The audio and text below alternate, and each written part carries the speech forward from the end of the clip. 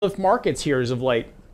So the not so good news out of all this, of course, is that the underlying internals of the market tend to continue to weaken here. We continue to watch volume continue to really contract here on this rally. During this entire rally, volume has not picked up at all. In fact, volume has gotten weaker during this entire rally so far. So again, the commitment to the markets really isn't something that is emboldening investors to really get a lot longer. The other side of this, of course, is that our money flow indicators are back to now extremely overbought territory here. And again, more to the level of where we start seeing markets kind of consolidate and potentially set up for correction. So again, it's been a really, really strong rally here over the last couple of weeks in particular, but overbought, oversold conditions are back to extreme overbought levels, typically at an area where, again, upside becomes a little bit more challenging here, particularly as we move in further into the month of November. Of course, what's weighing potentially on markets, and again, not surprising here, is when we take a look at the market itself, a lot of this is going to have to start to deal with inflation. Now, this week, we have some important things that are coming up. The Federal Reserve has their two-day meeting this week, Tuesday and Wednesday.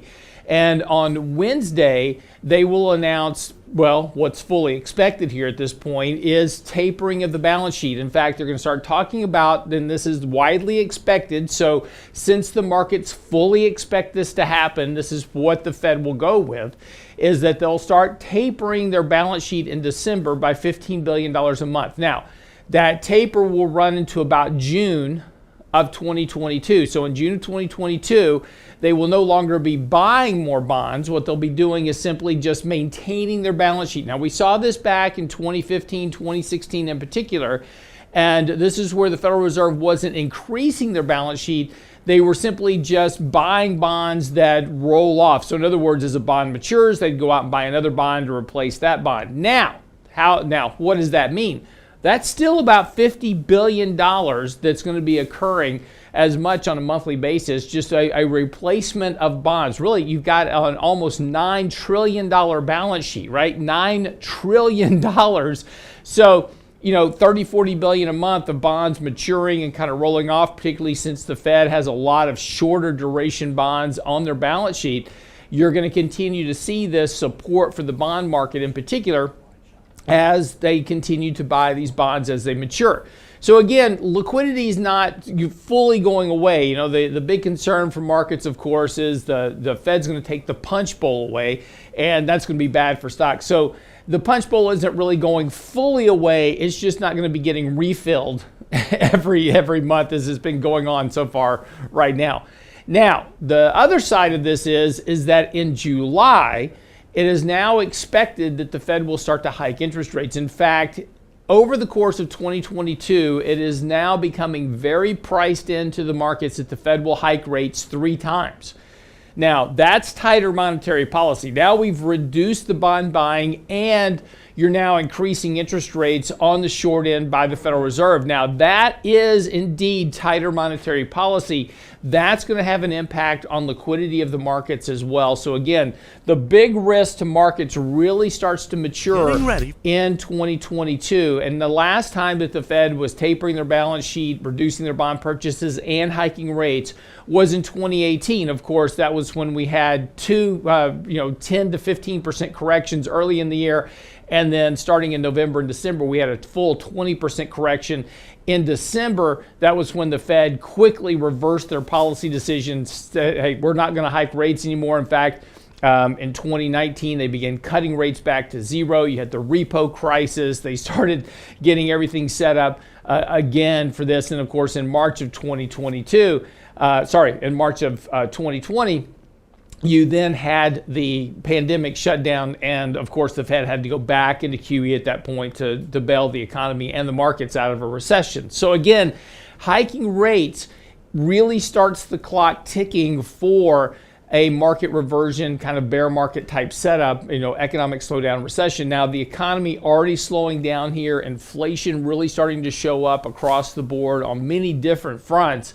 That's beginning to slow economic growth. Last Friday, we saw the first estimate of GDP at 2%. Now, that was weaker than economist estimates, but the first estimate from the Bureau of Economic Analysis is based on solely the economist estimates. So they go survey all the economists, they take their estimate. That's what the first estimate of GDP is. So that's why it was at 2%. Economic growth actually much weaker than 2%. So that number will get revised down here over the next 2 months as that data going through September starts to get actually factored into the data for the third quarter GDP. So we're going to see very weak growth in Q3 of GDP, likely because of inflationary pressures. We're going to see weaker economic growth in Q4 than what is currently expected.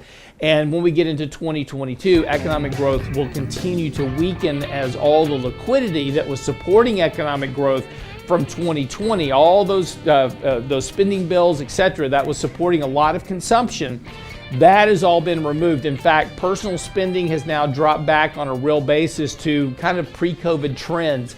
So again, we're back into that 2% growth rate in the economy because that's what the economy can actually support. So that's going to have an impact ultimately on earnings expectations as we get into next year. Then combine weaker earnings and weaker expectations with higher inflation, higher interest rates, and next year could be a real bumpy ride for investors. But we'll talk more about this when we come back from the break. I'm your host, Lance Roberts, for The Real Investment Show. Glad to be back.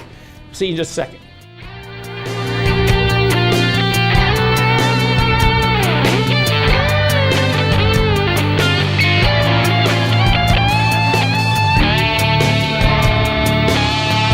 Daily investment news you can use, delivered at the speed of the internet at realinvestmentadvice.com. We're putting 2021 behind us and getting ready for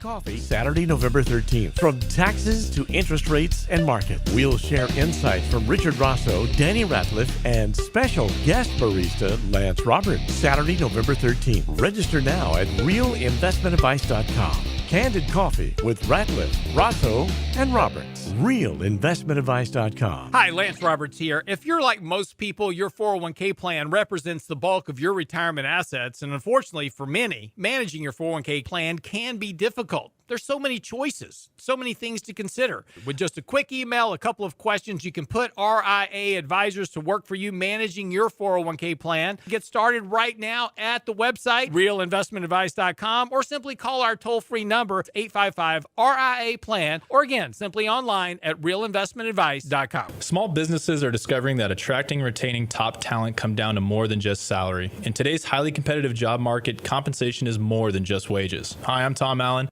RIA Advisors Retirement Plan Consultant. Healthcare and retirement plans can make the difference in hiring and retaining the best employees. We can show you how to build an affordable, effective employment package that delivers true value for your workers and your business. Call me toll-free at 855-RIA-PLAN or online at realinvestmentadvice.com. And now, another page from the Real Investment Advisors Investing Manifesto. Bulls win in bull markets. Bears win in bear markets. Eagles soar above and take advantage of opportunity. Let us help you soar as you reach your financial goals with RIA Advisors. Neither bull nor bear. RIA Advisors, 281-501-1791 or online at realinvestmentadvice.com. The Real Investment Show.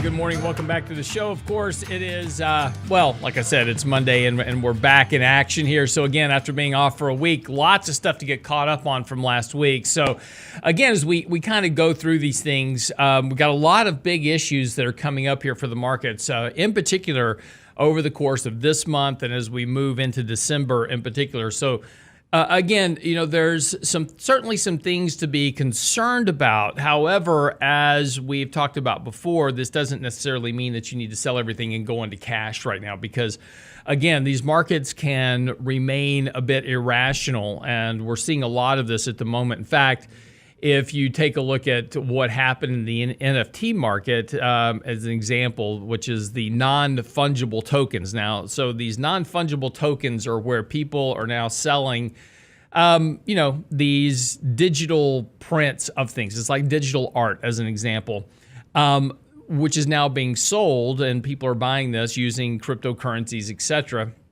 And again, this is a market that's really kind of exploded here over the last year. And we've talked about incidences of this from time to time, from pet rocks, digital pet rocks, to cyberpunk, which was the image that was sold last week for $500 million.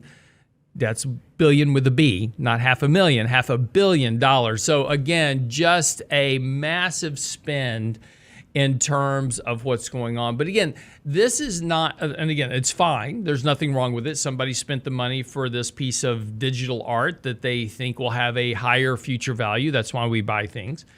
But the real point here is that this is the type of speculative activity that you see when you have too much liquidity in the markets and people have a disconnect between the value of money, right, and the risk that they're taking. And we see this, of course, in very late stage bull markets. And again, it's not just the non-fungible tokens as an example, which is a sign of kind of excess in the market. We're seeing it in a lot of places, right? We're seeing it in the type of stocks that are being bought. We're seeing stocks with real no fundamental value being run up, thousands of percent in price. We're seeing, this show up in cryptocurrencies.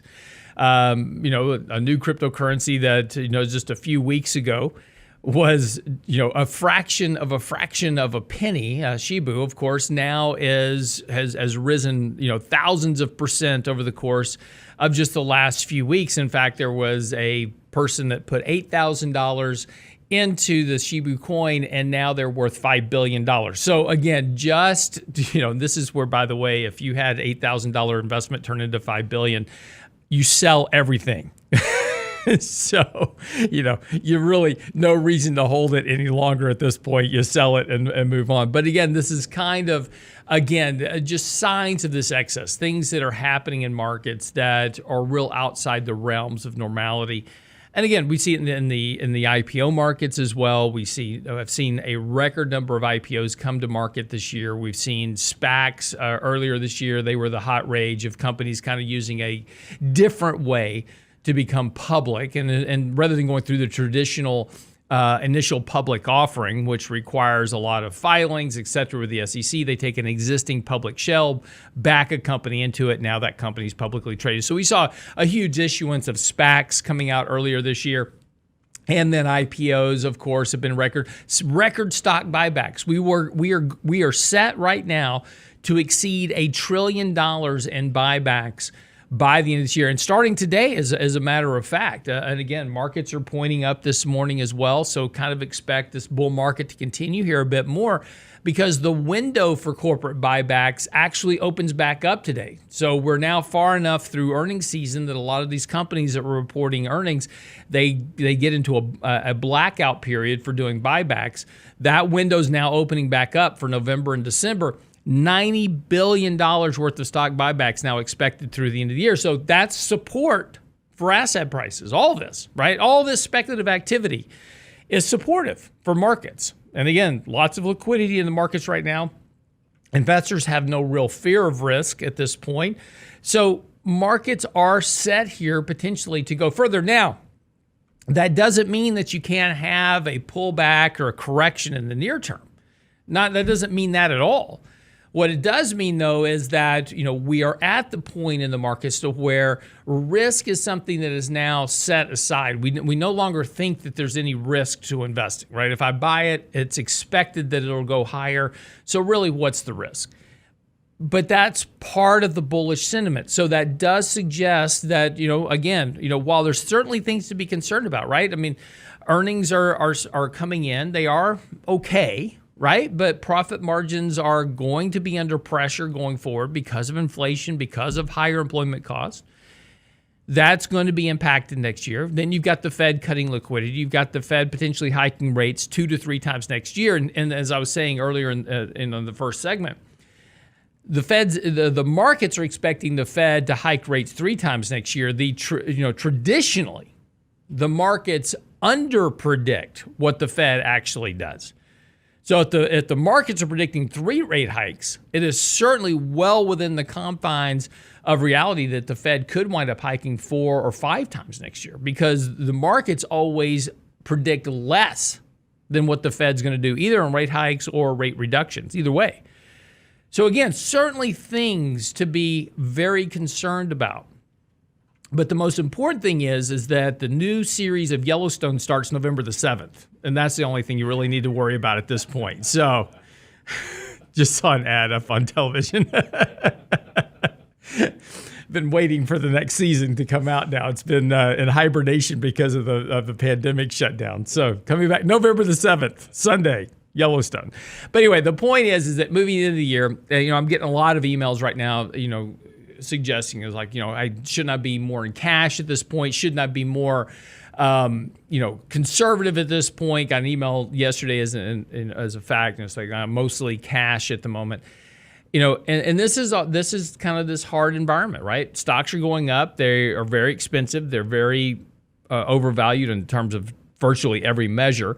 They're extended on a lot of different fronts. But again, there's a lot of bullish sentiment behind the markets, and there's lots of liquidity, and professional managers are trying to play catch up for the end of the year.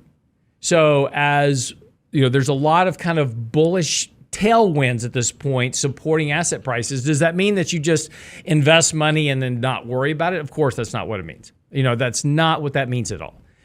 You need to be aware of the risk, and you need to be paying attention to it, because this is one of those things that you wake up one morning and the markets are down 4 or 5% in the course of a couple of days. And, if you have too much exposure to that market, you're going to be down more, and then you're going to make panic-driven decisions, and you're going to sell at the wrong time and make all the wrong mistakes. So this is why we talk about these risks. But at the moment, it is important to understand that the bullish bias behind the market is higher.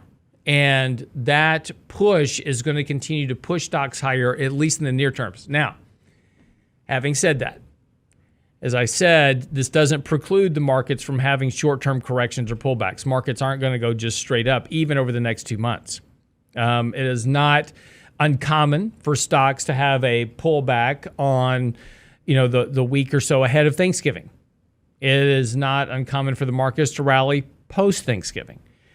And this is because there's fewer traders in the markets. Volatility tends to pick up. As we get into the second week of December, markets typically pull back because mutual funds have to do all of their redemptions for the year in terms of capital gains, distributions on interest and income. So those mutual funds have to sell in order to make those redemptions to investors. So again, very typical that you have a pullback in the second, third week of December, just from those mutual fund distributions. Now, again, this is just kind of how the market works and how the market cycles. And so again, markets are very overbought here in the short term, as I was saying in the first segment. Markets are very overbought here. Volume has been very weak at this point. You take a look at the number of stocks trading above their 50-day moving average. We're barely above 60%. So again, very weak internal breadth as well for the market. So again, there's not a lot of commitment to this market, which suggests that yes, markets can continue to rise here, but you're going to have bumps along the way. So if you're trying to figure out how to get invested, don't go jumping into the markets today. Markets are going to be up about 170 points on the Dow this morning. Doesn't necessarily mean that you go jumping into the market today. Wait for the markets to be down, 1 or 2 days in a row. When that happens, then put a little bit of money to work here. Again, not surprising to have, a correction in the second week of December, shortly after Thanksgiving. Going into Thanksgiving week tends to be volatile. Not really understanding what, this is because investors don't really know what to expect from Black Friday. That's, so we're all kind of waiting for those numbers. So a disappointment there could lead to a correction in the markets as well. And again, when I'm talking about a correction, I'm talking about a day or two. And you can use that opportunity to put some money to work through the end of the year. But again, this is just kind of understanding the rhythm and the flow of the markets and understanding that, while there's certainly a lot of things to be concerned about, there's political risk, there's geopolitical risk, there is, market risk from a variety of different positions. While there's all these things to be concerned about, it doesn't mean that you should be sitting in cash. Markets are up 22% this year. If you've been in cash this year, that's 6 years of return. That's 4 years of returns. If you were expecting a 6% rate of return annually for your portfolio, that's 4 years of returns basically that you've lost out on by being in cash. And this is something about an article coming out on here in the next week or so, talking about being in cash can be just as devastating to your financial outcomes as being invested during a bear market. We can be in cash to avoid the bear market that's coming, right? We're going to get a bear market at some point, right? And we can be in cash waiting for that bear market to come. But the problem is we can lose so much of the gains on our capital that the bear market, avoiding it, doesn't really help our financial outcome. And we have to be able to learn how to navigate both bullish and bearish markets, and that's what we do as investors, and that's what we do here at RIA Advisors. Be right back after the break. Don't go away.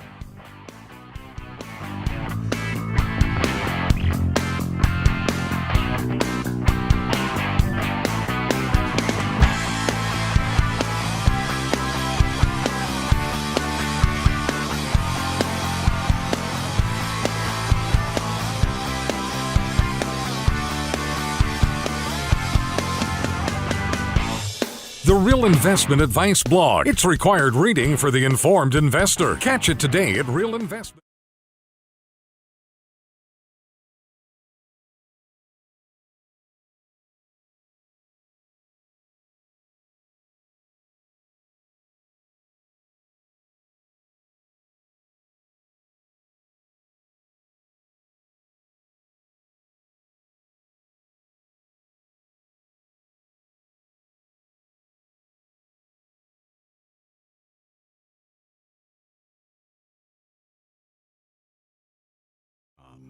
Have the market's gyrations made you nervous? If so, it's because you have more risk in your portfolio than you realize. It's time to reevaluate your long-term investing strategy with RIA Advisors. Our disciplined approach can help eliminate unnecessary risk. We do that by having both a buy and sell discipline. Does your advisor do that? If you think it's time to work with an advisor who puts your interests first, it's time for real investment advice. RIA Advisors, 855-RIA-PLAN. RIAadvisors.com. And now, another page from the Real Investment Advisors Investing Manifesto. A passive investment portfolio requires active risk management. It's not a choice, it's necessity.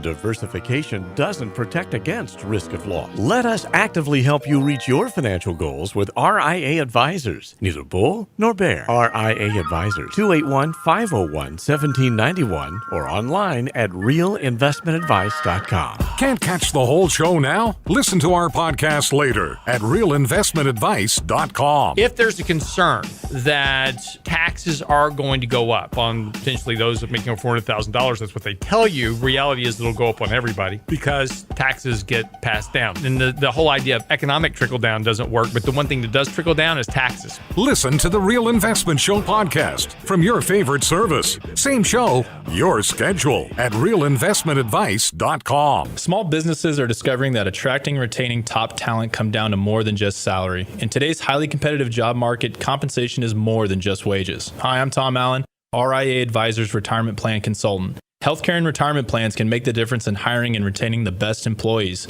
We can show you how to build an affordable, effective employment package that delivers true value for your workers and your business. Call me toll-free at 855-RIA-PLAN or online at realinvestmentadvice.com. Real Investment Show podcasts are now available from Stitcher Smart Radio at Stitcher.com. Hi, Lance Roberts here. If you're like most people, your 401k plan represents the bulk of your retirement assets. And unfortunately for many, managing your 401k plan can be difficult. There's so many choices, so many things to consider. With just a quick email, a couple of questions, you can put RIA Advisors to work for you managing your 401k plan. It's a quick and easy application. Just simply click Ask a Question at realinvestmentadvice.com or give us a call at 855-RIA-PLAN. That's realinvestmentadvice.com. The Real Investment Show YouTube page has all of our videos ready for your easy access. From 3 minutes on markets and money to each day's radio shows. Subscribe and book.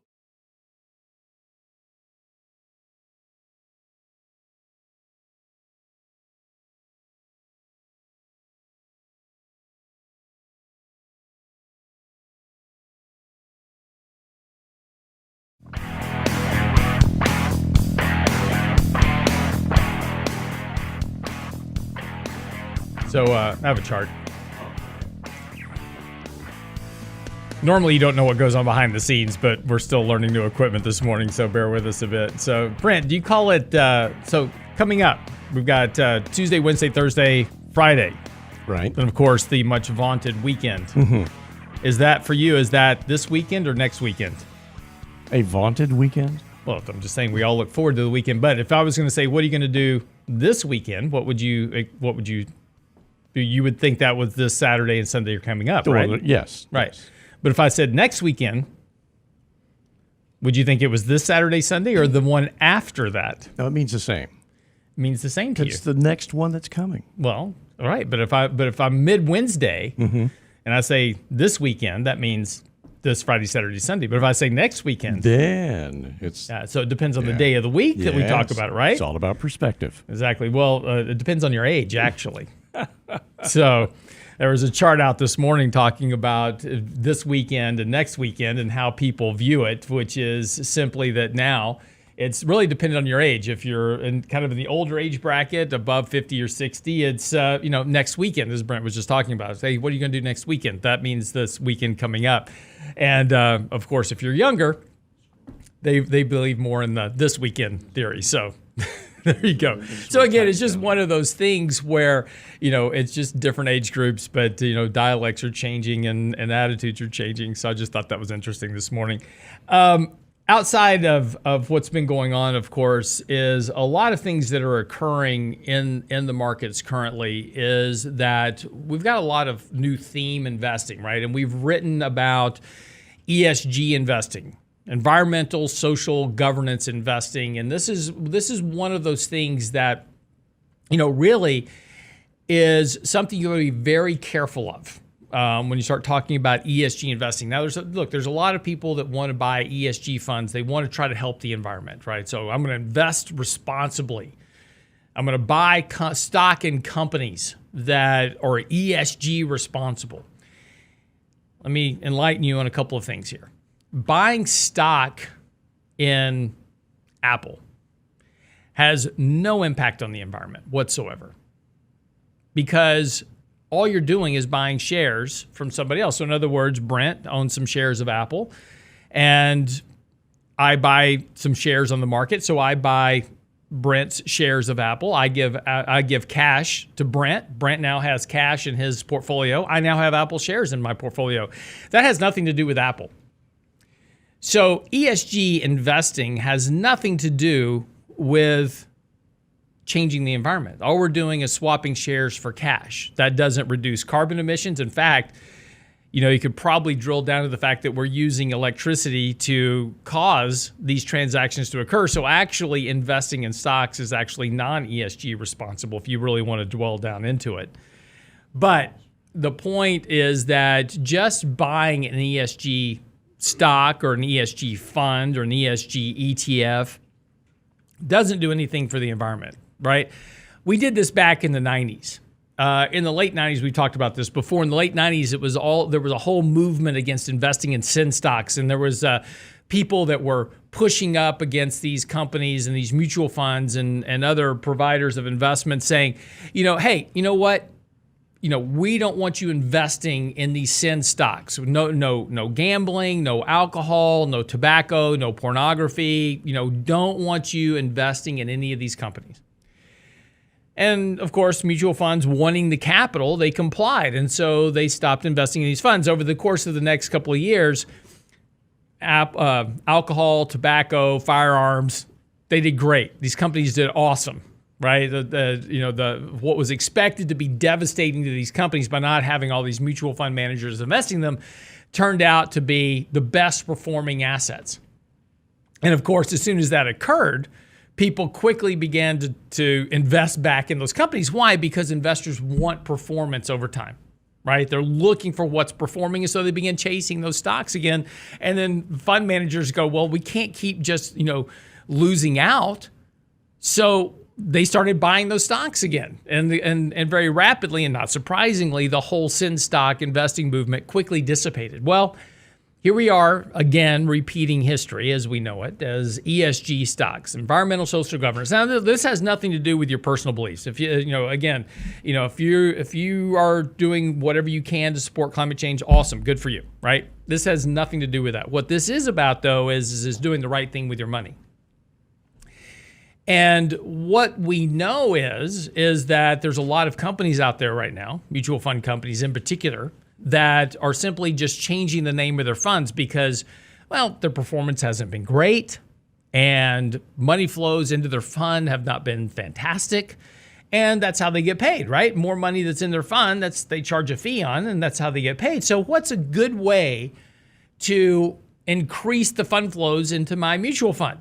I changed the name. I am now no longer the large cap blue chip dividend growth fund. I'm now the ESG large cap dividend growth fund. And all of a sudden people start buying my fund. I get more assets. I charge more fees. Now, did I do anything different with my fund? The answer is no. I didn't change any holdings. I didn't do anything differently. I just changed the name of the fund. And that's exactly what's happening in the markets right now and has been happening. And in fact, not only are these companies changing their name, but not changing any of their holdings, they're also raising the fees. Companies that have now changed their fund names to an ESG-related fund are charging as much as 3 times more for the same exact fund and management. Nothing actually changed. Of course, this has been a boon for the mutual fund industry, the ETF industry as well, because over the course of the last decade, there's been one ongoing trend of the markets, which has been this fee compression, right? I mean, everybody wants cheaper trading. We want free trades. We want low-cost ETF. Paper after paper after paper have been written about the importance of low fees because the more you pay in fees, the less money that you make over time. And buying a high-cost fund or a high-cost ETF eats up, hundreds of $1,000s worth of your returns over the course of your lifetime. Low fees, right? Vanguard has dominated that entire space with low-fee ETFs as an example. So fees are important. But it's also how companies get paid. And the lower that fee goes, the more they have to try to sell in order to generate the fees to pay for their costs and the profit margins and, of course, the executive salaries, et cetera. So the great thing about ESG is that I can now charge you 3 times as much for the exact same fund. In fact, in our previous article called The Wall Street Money Heist, we actually laid out the differential between a BlackRock ESG ETF and the S&P index. In the top 10 holdings, there was only one difference in the top 10 holdings, and that was the addition of BlackRock in the BlackRock ETF. In other words, they had their own stock in the top 10 holdings. Now, why would a company do that? Well, if I'm an executive, if I'm Larry Fink at BlackRock with my 4 houses, 3 Gulfstreams, and 12 limos, with a very small carbon footprint, I want to make sure that the stock price of BlackRock goes up because that's how I get compensated through stock options. So by putting BlackRock into the top 10 holdings of my ESG ETF, well, now I ensure that my company stock is being bid up so that the price continues to rise. But more importantly, that same BlackRock ESG ETF charges 4 times what the S&P 500 charges for a Vanguard S&P ETF. So you're paying 4 times as much. But again, you're getting an ESG fund, right? So performance must be markedly better than the S&P since we're investing in ESG funds. It should be better performance, particularly if I'm paying 3 and 4 times as much for the same fund. Reality was not the case. In fact, the correlation between the BlackRock ESG fund, which has the same top 10 holdings as the S&P index, surprisingly, performed just like the S&P index. So you're paying for a fund in name, makes you feel good about yourself, right? You're investing in ESG funds, but you're basically getting an S&P index fund. Now, who actually benefits? Now, is you buying the ESG ETF doing anything for the environment? The answer is no. What are you doing? Well, you're ensuring that money flows into BlackRock continue to go up, which is how Larry Fink gets compensated. So he can buy an additional Gulfstream or additional limo or additional house. But again, you buying an ESG fund does nothing to change the outcome for the environment, does nothing to change climate change.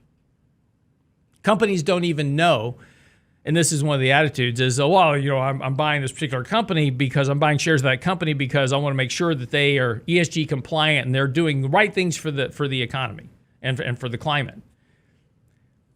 You buy Apple stock, again, back to our example, I buy Apple stock from Brent. Brent sells me his shares. I give him my cash. Apple doesn't even know that exists. Apple's not even aware that transaction occurred. So they're not going to go change their policy based upon you buying or selling an ETF, which is another step removed from the actual stock exchange transaction itself. So again, it does nothing to influence the companies to be more socially responsible or more climate responsible. It does nothing. They don't even know that a transaction occurs. But what it does do is enriching those that provide those funds. So again, what will happen, and this is the prediction, in fact, it's already starting to occur, these ESG funds will begin to underperform the S&P index. In fact, these ESG funds will begin to underperform other asset classes. And when they do, investors will go to chase those asset classes. ESG funds will flow out of ESG funds into other asset classes, and eventually, over the course of the next few years, ESG, like sin stocks, will be a passé investment trial that we once did. Be right back after the break.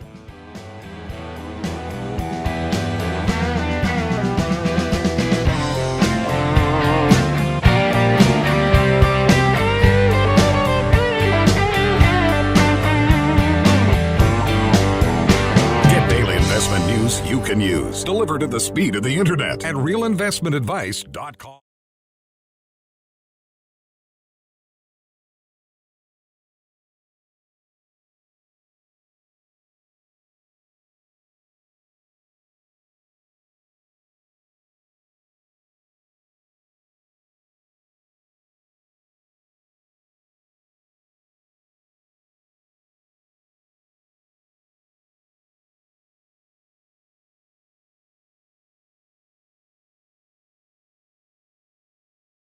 Know when hiring and retaining quality employees, compensation is more than just wages. It's personal time off, the vacation days, healthcare benefits, a 401k. Do you know what's important to them? Hi, I'm Tom Allen, RIA Advisors Retirement Plan Consultant. Let us show you how to make the most of an affordable, effective package that will deliver true value for your business and your employees. Call me toll free at 855-RIA-PLAN or online at realinvestmentadvice.com. Hi, Lance Roberts here. If you're like most people, your 401k plan represents the bulk of your retirement assets. And unfortunately for many, managing your 401k plan can be difficult. There's so many choices, so many things to consider. With just a quick email, a couple of questions, you can put RIA advisors to work for you managing your 401k plan. Get started right now at the website, realinvestmentadvice.com, or simply call our toll-free number, 855-RIA-PLAN, simply online at realinvestmentadvice.com. And now, another page from the Real Investment Advisors Investing Manifesto. Manage risk and volatility rather than trying to manage gains. You don't have to be right all the time. Long-term investing success is a 70% gain. Let us help you reach your financial goals with RIA Advisors. Neither bull nor bear. RIA Advisors, 281-501-1791 or online at realinvestmentadvice.com. The Real Investment Show.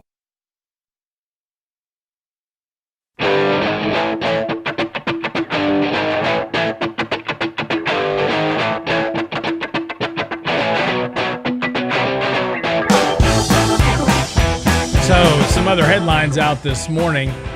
Tough travel over the weekend. You were trying to travel out of Dallas in particular, which is the hub for American Airlines.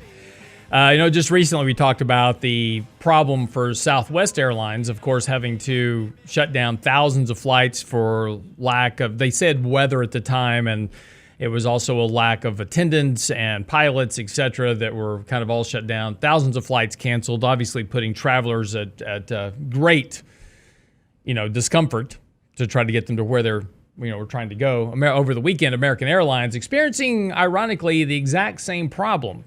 Apparently, there was high winds in Dallas and a lack of attendance to fill the flights, and thousands of over 1,000 flights have been canceled at this point. It's going to continue on to today as well.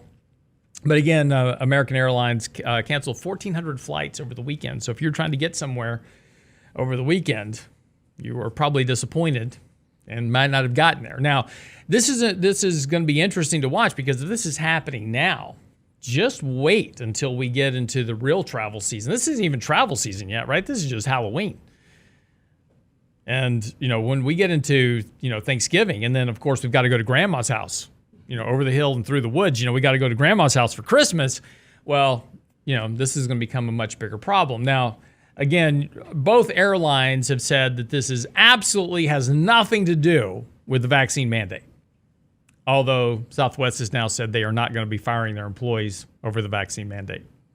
So even though it had nothing to do with it, they've now changed their stance on that policy. But, this is going to be one of the issues kind of coming up. But again, watch what's going on here, because again, the airlines have been struggling to try to get back to some level of normalcy really ever since the pandemic-driven shutdown. Have not really been able to do that to a great degree. Traffic is still lighter than it was previous to the pandemic. And now you're having all these problems trying to get, flights running for a variety of reasons. And again, we're moving into one of the busier traveling seasons at this point. So, and again, with people feeling a lot more comfortable because they're vaccinated or wearing a mask or whatever it is, or just the fact that the Delta variant is now starting to recede rather rapidly, even though we're in a period of time where we should be seeing an increase in cases, because we're now back into getting into colder weather. We should be seeing cases go up, but the Delta variant's actually going away.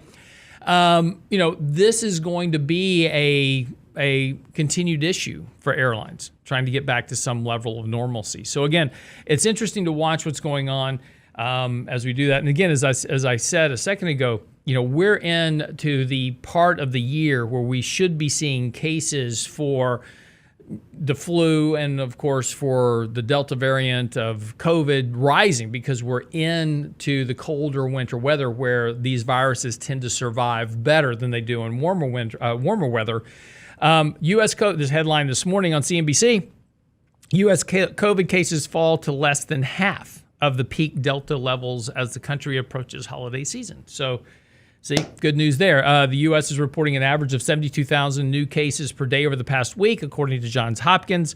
That's down 58% from the recent high. Now, remember, the recent high mark occurred in the summer, where you normally have weaker rates of infection because of the warmer weather, right? Viruses don't like warm weather, so infection rates tend to fall. But now we're moving into colder weather. We should be seeing those rates go up, but no, we're actually seeing those fall. So that's good news.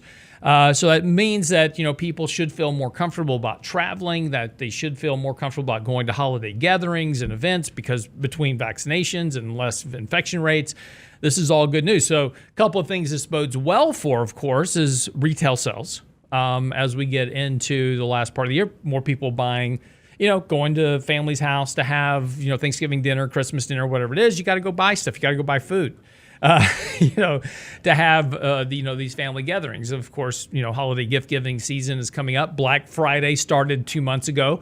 So people have been out shopping, trying to get ahead of the whole supply chain issue at this point. So we've seen a lot of money going into retail sales. But again, retail sales are expected to be very ebullient this year, as people are kind of getting back to work here. We'll see, how this all works out. There was an interesting chart out this morning looking at real versus nominal sales. In other words, spending. And what's interesting is that we see a lot of and the reason I'm talking about retail sales example, if you take a look at nominal sales, personal consumption expenditures, right? Nominal, that's non-inflation adjusted. So we take a look at that level remains well above the pre-COVID trend. Of course, a lot of that spike in sales came from, the $1,400 checks to households, extended unemployment benefits, et cetera, so forth and so on. All that extra cash we gave people, they went out and spent that money. So that was good news. So people are obviously buying more stuff. Well, you got to be careful with that, because once you take a look at inflation, sales have now come back to the pre-COVID trend line, which is about 2% growth for the economy, which is about where third quarter GDP was. Now, what does that mean? Why is one number higher, one number lower after you adjust for inflation. What that means is what we've been saying here on the show for a while, is that inflation is problematic from the standpoint of consumers being able to afford more stuff, right? So if things cost more, then I have to buy less. And that's what that data shows, is that the nominal sales are still well above trend, but when you get to real after inflation adjusted sales, now you're back at the normal trend. So in other words, what that says is that that individuals, because of inflation, they're not buying more stuff, right? They're buying the same amount of stuff, they're just having to pay more for it. And if you've gone out to price stuff at all lately, it's expensive. Cup of coffee has gone up markedly. If you want to go buy breakfast, the cost of breakfast has risen by over 40% over the course of just the last few months, right? So, go out to, get pancakes at IHOP, you're paying more for them, right? It's just, and the cost of eating out, if you go out to eat, the cost of that tab is going up. And it really doesn't matter what you look at. It's whether it's apparel or whether it's gasoline prices or food prices, it's all going up. My wife, of course, she is in her best time of the year season right now because, as we've talked about, she's been anxiously awaiting today. Today is the day. It's on. It is on. It is Christmas decoration, right? Although she did falter a bit yesterday. Oh? She did falter. She went to TJ Maxx yesterday to go buy some picture frames because we had some family photos done and she wanted to get picture frames for them. Yeah. And she came home with 2 candy bowls. One, it's the bottom half of an elf, and the other is the bottom half of Santa Claus, right? So it's just the feet, and you put the candy or cookies or whatever inside the bowls. And so it's a visual thing. It's a visual thing. You have to actually see it. But the point is she wanted to have these for, Christmas cookies and stuff for when the family comes over, because we're having Christmas at our house this year. They were out on Halloween, right? Filled with Halloween candy, but they were out. So she did stumble a little bit, but today is the day she's very excited because she's going to break out the Christmas trees when she gets home and start to decorate for Christmas. Oh, she didn't take the day off. No, not yet. That may be coming. But she is personal day. She is fired up. But this is the point, right? This is that time of the year where people start buying stuff to decorate and to do all this and get ready for the holidays. And so individuals should be buying more. But the story of TJ Maxx is the example. As she went to TJ Maxx yesterday, and so she's shopping, but at the store the shelves were mostly bare. Most of the stuff she was looking for was not in stock.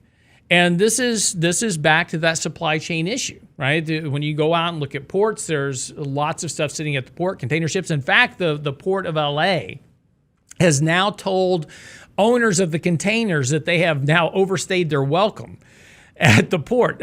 You can't store stuff at the port. Like you can't use the port of LA as your storage bin, right? And just leave stuff sitting there. You have a time frame that you've got to get it off. Otherwise, you start paying a penalty, $100 a day. The people that own the containers are going, because the cost of those containers has risen dramatically. I mean, the people that own those containers that are renting them out, they're making so much money on them. Who cares, right? You're paying me to have that container. So that container can sit there until the world ends, and I'll pay an extra $100 a day because I'm getting 500 times that amount for renting it out to whoever's using the container. So I don't care how long it sits there. I get paid for it sitting there. A 3-month rental on a container costs as much as 68 Ferraris right now, just to put it into context. So that's why the cost of everything's going up. But why can't we not get these containers off the port? Lack of drivers. Companies are paying in excess of 6 figures a year for truck drivers right now. If you got a CDL license, you can make more than $120,000 a year going to drive a truck. Go see the world. Go drive the country. Make $120,000 a year delivering containers. But this is the problem. Now but with that, Why do we not have people driving trucks? Why aren't people just lined up to drive trucks? Because in a lot of cases, unless you're a union driver, you own your own truck and you pay about 90% of the expenses. To go to the Port of LA, pick up a container, and leave the Port of LA, that can take as much as 12 hours. There's 3 lines you have to go through at the Port of LA, one to get in, one to pick up your container, one to check out. Those lines, you can spend between 8 and 12 hours to pick up one container and drive out with it. And for a lot of drivers that own their own trucks, it's not worth it because they're not paid enough for that one container to spend 12 hours. They get the same amount of pay whether it's a 3-day journey or a 1-day journey. If they spend a whole day at the port, that's a day they don't get paid for. So unless you're a union driver that gets paid regardless, you get paid by the hour regardless of wherever you sit. That's the problem. And that's why there's not enough drivers. And that's why the supply chain issue is not going to end anytime soon. In fact, it's a topic we're going to pick up here again tomorrow. So tune in then. Thanks for joining us. Our first day back on The Real Investment Show. I'm your host, Lance Roberts. Get by our website. Our new article on ESG investing and the Department of Labor putting them into your 401k plan is a terrible idea. I explained to you why today in our blog post on the website, realinvestmentadvice.com. See you back here tomorrow. Have a great day. It's a rich man's world.